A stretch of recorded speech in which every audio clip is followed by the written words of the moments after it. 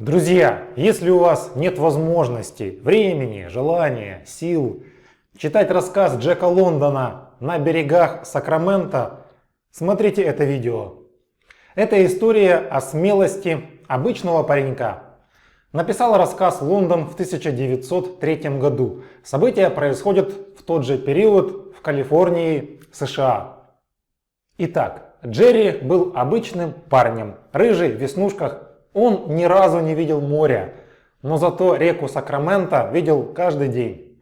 Его отец, тоже Джерри, когда-то был моряком и много рассказывал сыну о морях. Сейчас он присматривал за тросами и вагонетками, которые висели над пропастью между берегами Сакраменто. Жена его умерла, едва родился малыш Джерри. На одном берегу находился рудник «Желтая мечта». Вот Джерри и охранял оставшееся там имущество. Вагонетки через пропасть двигались под собственной тяжестью.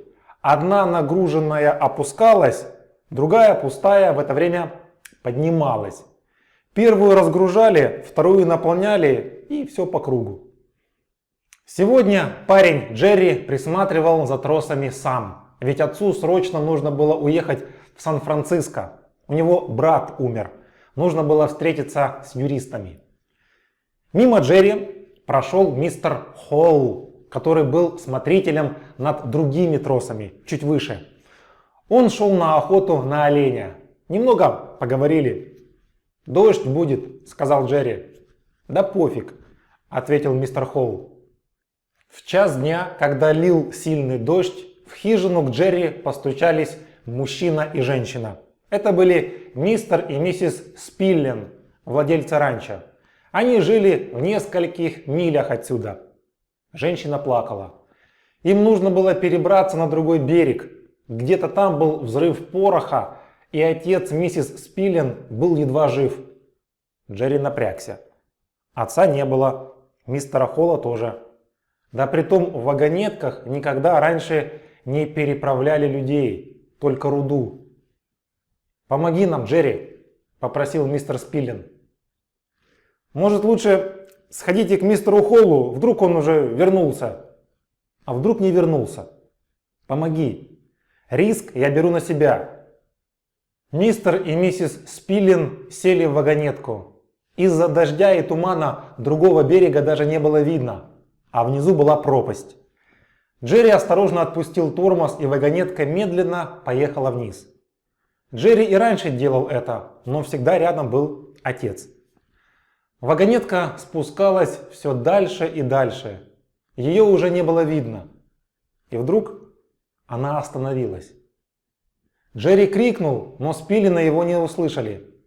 Парень решил, что скорее всего испортился ворот на том берегу. Значит, нужно как-то туда переправиться. Он побежал к тросам мистера Холла.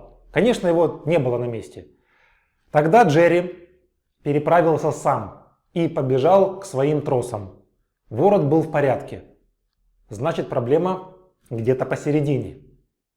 Отсюда Джерри уже мог видеть Спилленов. Он крикнул мужику, чтобы тот проверил колесики вагонетки. С ними все было в порядке. Но тогда в чем же дело? Думал парень. Наверное, проблема во второй вагонетке. Он решил лезть туда. Высоты он не боялся, потому все будет хорошо. Джерри взял с собой ключ, сделал седло из веревки и медленно полез по тросу. Внизу бездна, идет дождь, дует сильный ветер. Стремно. Руки в крови из-за старого троса. И все-таки Джерри добрался до пустой вагонетки. Проблема была здесь. Переднее колесо соскочило с троса.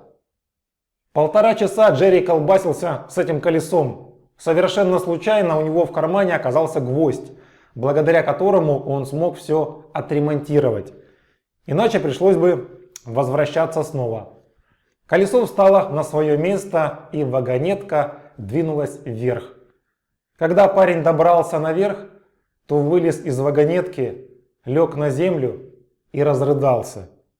А когда уже пришел в себя, то был очень горд собой и только сожалел, что его поступка не видел отец. Вот такой короткий рассказ, друзья.